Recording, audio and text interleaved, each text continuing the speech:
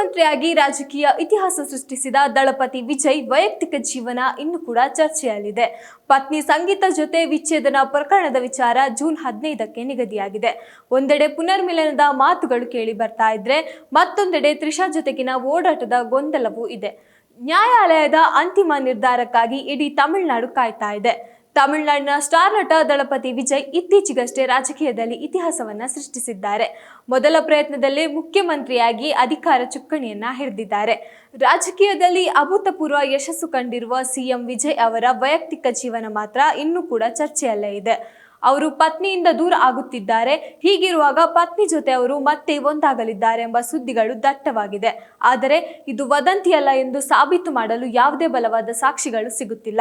ವಿಜಯ್ ಮತ್ತು ಅವರ ಪತ್ನಿ ಸಂಗೀತ ಅವರ ವಿಚ್ಛೇದನ ಪ್ರಕರಣದ ವಿಚಾರಣೆ ಜೂನ್ 15ರಂದು ಚೆನ್ನೈನ ಕೌಟುಂಬಿಕ ನ್ಯಾಯಾಲಯದಲ್ಲಿ ನಡೆಯಲಿದೆ.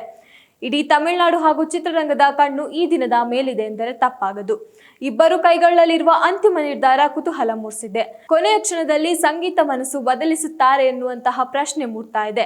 ಇದೇ ಹೊತ್ತಿನಲ್ಲಿ ವಿಜಯ್ ಮತ್ತು ಪತ್ನಿ ಸಂಗೀತ ತಮ್ಮ ಹಳೆಯ ಭಿನ್ನಾಭಿಪ್ರಾಯಗಳನ್ನ ಮರೆತು ಮತ್ತೆ ಒಂದಾಗಲಿದ್ದಾರೆ ಎಂಬ ಆಶಾದಾಯಕ ಊಹಾಪೋಹಗಳು ಕೇಳಿ ಬರ್ತಾ ಇದೆ.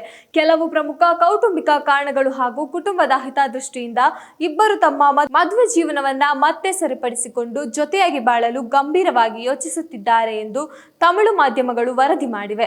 ಇದು ವಿಜಯ್ ಅಭಿಮಾನಿಗಳಲ್ಲಿ ಸಂತಸದ ವಾತಾವರಣವನ್ನ ತಂದಿದೆ. ತ್ರಿಷಾ ಜೊತೆಗಿನ ಓಡಾಟ ತಂದಿಟ್ಟ ಗೊಂದಲ. ಹೌದು, ಒಂದೆಡೆ ದಂಪತಿ ಒಂದಾಗುವ ವದಂತಿಗಳು ಹರಿದಾಡುತ್ತಿದ್ದರೆ, ಮತ್ತೊಂದೆಡೆ ಇತ್ತೀಚಿನ ದಿನಗಳಲ್ಲಿ ವಿಜಯ್ ಅವರು ನಟಿ ತ್ರಿಷಾ ಜೊತೆಗಿನ ಸಾರ್ವಜನಿಕವಾಗಿ ಕಾಣಿಸಿಕೊಳ್ಳುತ್ತಿರುವುದು ಅಭಿಮಾನಿಗಳಲ್ಲಿ ಮತ್ತಷ್ಟು ಗೊಂದಲವನ್ನ ಸೃಷ್ಟಿಸಿದೆ. ಆದರೆ ಪ್ರಸ್ತುತ ಕೇಳಿ ಬರುತ್ತಿರುವ ಕೌಟುಂಬಿಕ ಸಂಧಾನದ ವರದಿಗಳು ವಿಜಯ್ ಅಭಿಮಾನಿಗಳಲ್ಲಿ ಗೊಂದಲವನ್ನ ಮೂಡಿಸಿವೆ.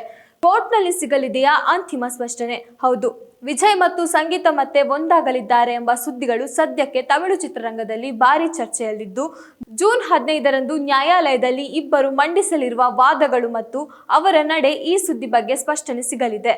ಅಂದು ಇಬ್ಬರು ಮತ್ತೆ ಒಂದಾಗುವ ನಿರ್ಧಾರ ಪ್ರಕಟಿಸುತ್ತಾರಾ ಎಂಬುದನ್ನು ಕಾದು ನೋಡಬೇಕಾಗಿದೆ.